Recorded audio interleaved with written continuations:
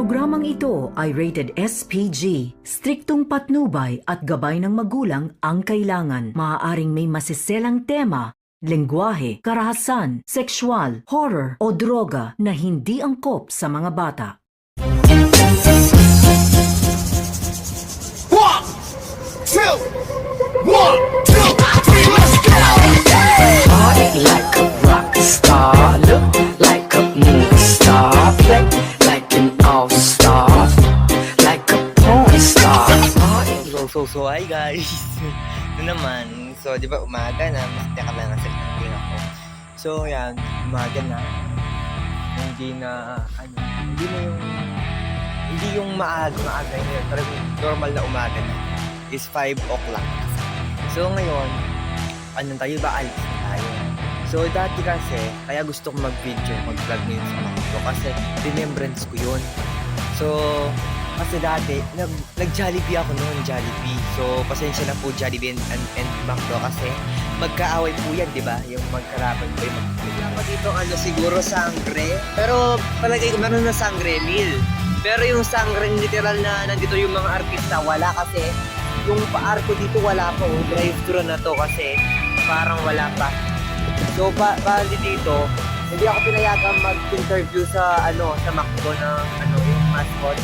So, siguro hindi na tayo makakapag-vlog. Sige, bye-bye. Guys, ito yung sinasabi ko. Umuwi na kami, no? Nakauwi na kami. So, ngayon, ang nangyari po is nag-away po kami. Ano po kami niyan? Parang naggulo po kami. Hindi naman po sa naggulo, pero nagkamali po ako pagkakaintindi dun sa, dito po sa McDo. Dun po sa McDo na pinuntahan po natin. Wait lang, nabubulol po ako.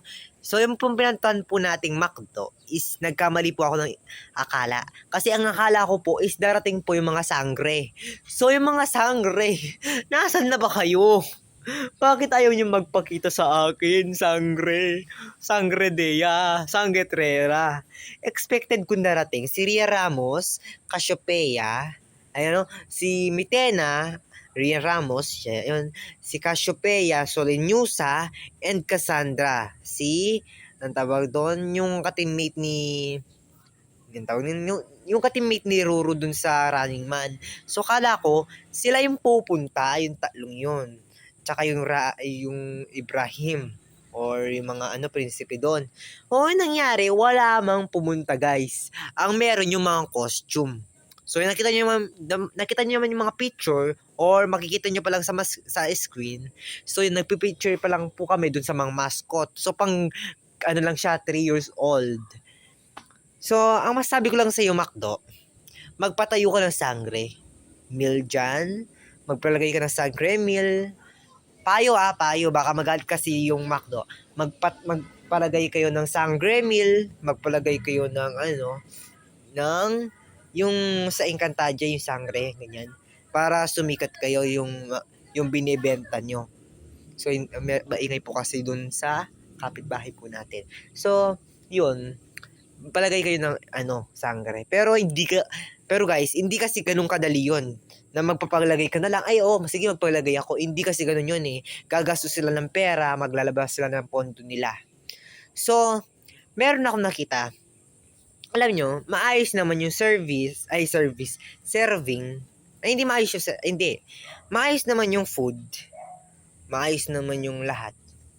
Ang ayaw ko lang, McDo, yung mga staff nyo, bawas-bawasan po yung sungit, ha? Yung mga suot po ng nanay at tatay, hindi po yung katumbas na bawal pong pumasok ang mga tao sa loob. O wag nyo pong hamak-hamakin dahil lamang po sa mga suot po nila. So meron pong tao doon, hindi ko na po sasabihin kung sino po siya. Hindi po ako yun. So meron pong papahayag, no? Yung pong nangyari, meron pong mag-order, meron po siyang staff. Hindi ko na po sasabihin kung saan niya po galing yung staff, meron pong staff, yung coupon, para meron po silang libreng meal. So, ang nangyari, sabi po kasi nila, kukunin po yon bukas. Pero nagutom po ata yung mga anak niya Ngayon, kumuha po siya ng pagkain. Ang sabi po nung yung manager ata siya. So, kung mapapayo ko lang po sa'yo, Macdo, dito sa, pinuntahan ko, alam niyo naman po kung saan po ako pumunta. Ayoko na pong banggitin, ayoko rin pong siraan ng Macdo. Saan naman po, si Santi, hindi naman po si Santihin, kaltasin niyo po yung mga sinweldo niyo po sa kanya kasi hindi po tama ang maghamak ng tao. Kasi sinasabi ko po ito, ustisya yan. Nakita niyo naman po yung mga nagrarally dyan sa ganyan. Oh, pinaglalaban lang po yung tama. So yung paghamak-hamakin mo yung tao dahil lang sa suot niya, sa itsura niya, hindi po yung karapatan na hamakin mo siya. Ikaw ay ikaw ang mataas. Dapat ikaw ang ginagalang. Hindi ganon. Kahit ikaw ang mataas, kahit ikaw ang dapat marunong kang mag-unawa sa sarili mong kapwa, sa sarili mong desisyon, sa sarili mong gawa. Assuming na porket ikaw ay mataas, magmamalaki ka. Hindi. Number 1, huwag kang magmataas sa iyong mga kapwa. Oras na magmataas ka, no, hindi ka sa senso. Kung nagmataas na ako, saan hindi ako suminsuba ako? Siyempre hindi. Suminsuba yung mga iba. Tingnan nyo, nagmataas ba? Yung mga artistang iba, nagmataas ba? Tignan nyo yung mga nagmataas. Marami tayong kilalang nagmataas. Katulad nga po yung mga nagkurakot. Diba? Pabili-bili ng travel bag, ganyan, luxury cars. Nagmataas. Ano nangyari? Di pinagpalad. So ako, nagmamataas ako minsan. Hindi naman sa nagmamataas ng todo. Yung magpamataas ko, yung nasa lugar lang. Pero yung mga iba kasi, yung mga service ng dun sa McDong kinainan ko, masarap naman. Wala akong masasabi sa food masarap naman. Okay lang naman. Sakto yung laki ng mga manok, sakto yung laki ng kanin, okay lahat yung mga yung ayaw ko lang yung ugali. Baguhin nyo po yung mga baguhin nyo po yung staff kung pwede. And dapat wag po tayo agad magtiwala sa inyong mga Kaya kung mapapayo ko lang po, hindi ko po ma-recommend yung McDo nyo. Gagawin ko po sana, i-endorser ko po sana yung McDo para para puntahan po natin. Kasi also naman po, Pampanga po to, no? Pampanga. Kasi yung Pampanga, nakatira po ako sa Pampanga. Kaya kahit ano pa mong mangyari, kailangan ko pa rin pong pagtanggol ito. Kahit galit po ako dito, kailangan pa rin po akong kailangan ko pa rin pong tumulong dito kasi bahay po natin to lugar po natin to. So tutulong sana ako sa McDo, kaso lang ang nangyari, kahit okay lang na hindi ko ma-interview, ang ayaw ko lang yung magmataas, maghamak kayo ng mga tao. So paliwanag ko lang po kahit sino pa rin po, wag po tayong maghamak ng tao. No? Ako po, naghamak po ako noon minsan once. Pero tinigilan ko yung paghahamak na yun. Kasi ako tawag doon, hinamak ko yung mga tao. So, kung mayroon kang galit ka sa isang tao, hindi mo nais yung ugali niya, huwag mong kausapin. So, kaya malalim yung pagtatagalog natin nga, is wala yung mga artista na pinapangarap ko. So, yun. Yun guys. Pero yung McDo bawas-bawasan yung pagka-OA nyo. Kasi once na OA yung mga staff nyo, walang bibili sa inyo. Hindi naman sa sinisira ako yung reputasyon nyo. Alisin nyo muna po yung staff nyo yun. Please lang po. Kasi kawawa naman po. So yun. McDo, please please po. So yan. Ano po yung nangyari niyan yung tawag doon? Nasaan na ba yung mga sangre? No? Nasaan na ba kayo? Saan kayo nagpunta? Saan kayo nagsusuot? Charot lang. So, ayun. Na-disappoint ako. Tsaka nainis din. Dahil dun sa nakita ko nga dun. Tsaka, maliban pa dun, nainis pa ako dun sa kapatid ko. Tsaka yun meron pa ako nandun yung mga aso. Napunta ako sa mga aso, hindi ka magagalit. Napunta ka sa mga aso. So, okay lang yun kasi para tinanin yung ng buhay. Sabi nga nila, mayroong masaya, may malungkot, natural din yung nagagalit tayo, pero wag din naman sana sobra. no? Wag po tayo sobra-sobra nagalit. Wag din po kayo sobra kaarte kasi hindi po yung maganda. So yung ganyan-ganyan, okay lang yung nangyayari doon. Baski yung kapatid ko, napagalitan ko kasi hindi na po tama yung ginagawa niya, nagpapapansin po siya.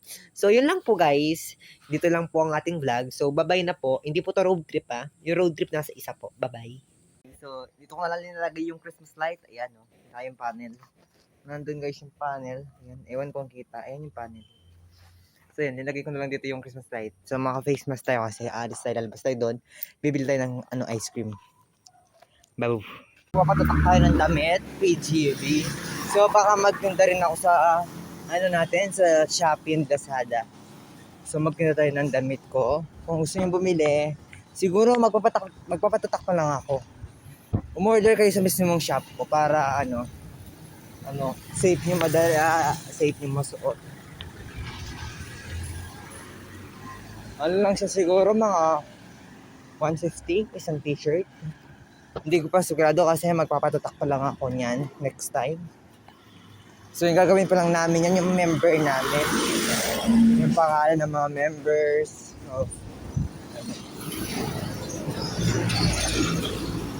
Kasi kanina nandito yung lolo ko. So yung nangyari, is ganyan. Binigyan ako ng pera, syempre, di ba lolo natin, tsaka lola natin, binibigyan tayo ng mga pera niyan. Ngayon, dinadagdagan pa ako ng 5 pesos, 20 binigyan niya. Sabi niya, pagdagdag mo, sabi niya sa akin, idagdag mo yung sa pera mo. Huwag mo pakita sa nanay mo, kukunin yan. Yung lola ko kasi, tsaka lolo ko, mabait yun. Wala akong masasabi sa kanila, kasi proud ako sa kanila eh. It's so perfect.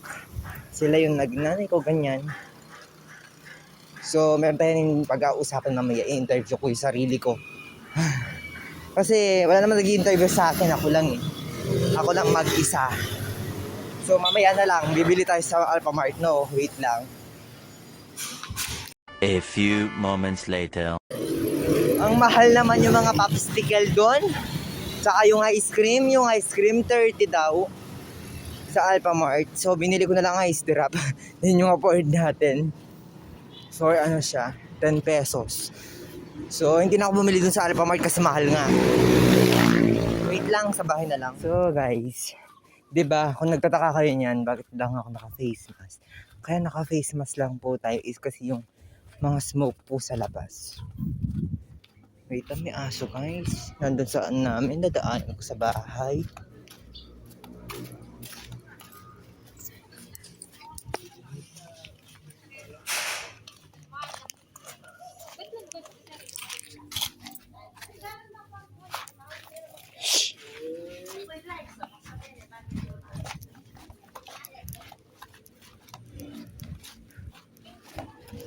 May aso guys. So, kung nagtataka po kayo, bakit po ako laging naka-face mask pag lumalabas? Una-una po, yung smoke sa labas. Kalawa, magkukwento po tayo dito, wait lang. Kasi di ba sabi nga po natin, hindi po lahat ng mga tao is perfecto. Hindi po ba? Hindi po lahat ng mga tao is perfect. So, ang nangyayari po dito, syempre po, minsan, ang mga pamilya, minsan po talaga meron po talagang alitan no?